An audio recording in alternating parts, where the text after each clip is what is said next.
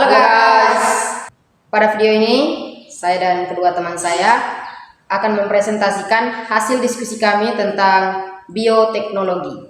Sebelum masuk dalam materi, saya dan kedua teman saya akan memperkenalkan diri terlebih dahulu. Perkenalkan, nama lengkap saya Ardenis Bolonhayon, kalian bisa panggil saya Rian. Perkenalkan, nama lengkap saya Johannes Alexander Turit, biasa dipanggil Radit. Perkenalkan, nama lengkap saya Alfrianus Kodamanuk, biasa dipanggil Jai. Apa itu bioteknologi? Bioteknologi berasal dari kata bio yang berarti makhluk hidup dan teknologi yang berarti cara atau alat untuk mempermudah manusia dalam bekerja. Bioteknologi yang memanfaatkan mikroorganisme secara langsung dan melibatkan proses fermentasi untuk menghasilkan produk atau jasa disebut dengan bioteknologi konvensional.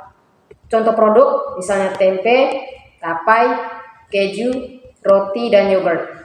Seiring berjalannya waktu, bioteknologi berkembang menjadi bioteknologi modern yang melibatkan prinsip biokimia, biologi molekuler, dan rekayasa genetika.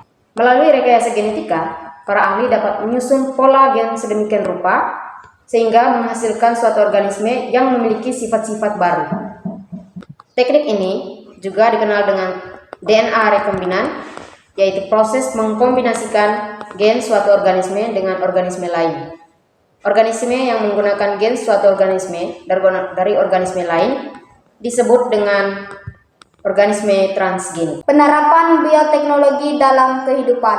Yang pertama, bioteknologi pangan.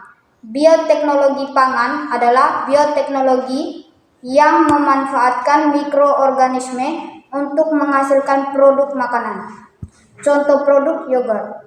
Yogurt merupakan makanan yang dihasilkan dari proses fermentasi susu dengan bantuan bakteri asam laktat, yaitu Lactobacillus casei, Streptococcus thermophilus, Lactobacillus bulgaricus, dan Bifidobacteria.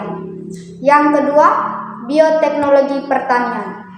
Bioteknologi pertanian dilakukan dengan teknik rekayasa genetika, yaitu dengan memanipulasi susunan gen suatu organisme sehingga menghasilkan sifat baru. Teknik ini dilakukan dengan menambah atau menghilangkan gen pada suatu organisme. Tanaman yang susunan gennya telah dimanipulasi disebut tanaman transgenik. Yang ketiga, bioteknologi peternakan.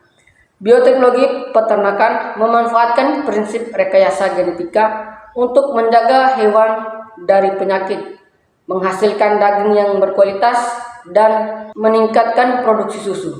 Yang keempat, bioteknologi kesehatan. Bioteknologi kesehatan banyak diaplikasikan dalam bidang kesehatan, misalnya pembuatan antibiotik, insulin sintetis, vaksin, antibodi monoklonal. Yang kelima, bioteknologi lingkungan. Pernahkah Anda mendengar informasi tentang pencemaran air laut oleh tumpahan minyak? Hal ini disebabkan oleh ladang minyak bawah tanah, kecelakaan kapal tanker, dan limbah industri yang menyebabkan ekosistem laut rusak.